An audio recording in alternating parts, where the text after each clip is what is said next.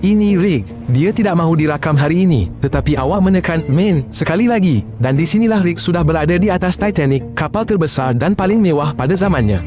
Rick masih belum tahu bahawa pelayaran ini akan tercatat dalam sejarah sebagai salah satu mimpi ngeri maritim terburuk. Kapal itu, yang panjangnya hampir 300 meter dan setinggi bangunan bertingkat, sungguh menakjubkan. Panjangnya setinggi 3 padang bola sepak dan ia dibina lebih 100 tahun yang lalu. Di dek atas, terdapat muzik, restoran dan lounge mewah. Penumpang kaya minum campan, menari dan menikmati perjalanan. Ia seperti istana terapung di mana setiap petang seperti bola. Rick, sudah tentu, tiada di sana. Kabinnya berada di bawah, dalam kelas ketiga, katil-katil sempit, bunyi bising, bau makanan dan peluh. Tiada kemewahan di sini, hanya tempat duduk murah dan ramai penumpang. Dari dek, Rick melihat betapa lajunya kapal itu bergerak. Dalam usaha mencari rekod, kapten tidak memperlahankan kapal, walaupun terdapat amaran tentang bongkar ais. Keyakinan terhadap ketidakupayaan kapal untuk tenggelam membuatkan semua orang terlalu tenang, tetapi tiba-tiba, pada waktu malam, satu dentuman perlahan kedengaran. Bongkar ais mengikis sisi Titanic membuka lubang panjang di badan kapal. Rick terjaga dan lantai di bawah kakinya mula condong. Pada mulanya, dia menyangka ia adalah kerosakan yang tidak disengajakan di satu tingkat, tetapi air dengan cepat naik di bawah. Orang ramai panik dan berlari melalui koridor. Bagi penumpang kelas 3, banyak pintu masih tertutup dan mereka tidak dapat melarikan diri. Terdapat lebih daripada 2,200 orang di atas kapal, termasuk penumpang dan anak kapal. Tetapi hanya terdapat ruang yang cukup di dalam bot penyelamat untuk separuh daripada mereka. Bencana tidak dapat dielakkan. Rick menerobos orang ramai dan menuju ke permukaan, tetapi dia kehilangan masa dan bot penyelamat sudah diturunkan ke laut.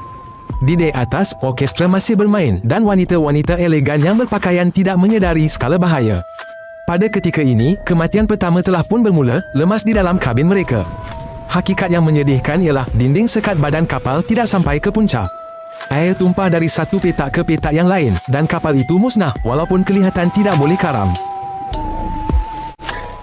Rick memerhatikan bot penyelamat bertolak separuh kosong. Orang ramai bertengkar tentang siapa yang akan duduk, tetapi Rick tidak mendapat tempat duduk, jadi dia ditinggalkan di dek. Kapal itu condong dan orang ramai mula tergelincir, jatuh ke dalam air.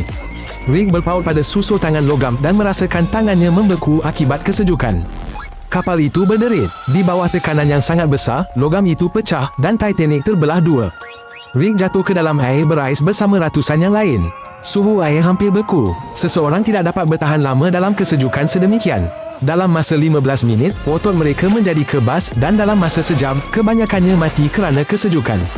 Rick menemui jaket keselamatan, tetapi ia tidak dapat menahan kepalanya di atas air dan Rick tercekik dengan setiap ombak.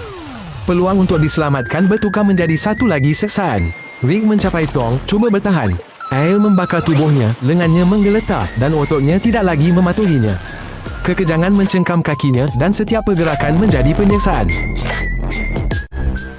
Fisiologi kesejukan itu tidak berbelas kasihan. Pada mulanya, pernafasan Rick laju dan serak, kemudian perlahan dan jantungnya berdegup 2 kali lebih laju. Kemudian otaknya mengalah dan rasa kehangatan palsu muncul. Jeritan ratusan orang dapat didengari di sekeliling, tetapi selepas beberapa minit ia mula pudar. Kesunyian lebih menakutkan daripada bunyi bising. Kebanyakan orang mati dengan cepat. Rick mendongak ke langit, terdapat langit yang cerah dan berbintang, salah satu yang paling indah yang pernah dilihat. Kontras dengan kengerian di sekelilingnya menjadikan apa yang berlaku lebih menakutkan. Tubuh Rick letih, darahnya menebal, jantungnya perlahan, ototnya berhenti bertindak balas. Dia memegang sekeping pintu, tetapi kekuatannya hilang sepenuhnya. Akhirnya, Rick melepaskan pintu dan tenggelam secara senyap-senyap di bawah, menyelam ke dalam air yang gelap. Daripada lebih 2,000 orang yang terselamat, kurang daripada separuh terselamat. Titanic akan selama-lamanya kekal sebagai simbol keyakinan diri yang berlebihan dan kerapuhan kehidupan manusia. Langgan Rick, dia memerlukan kekuatan.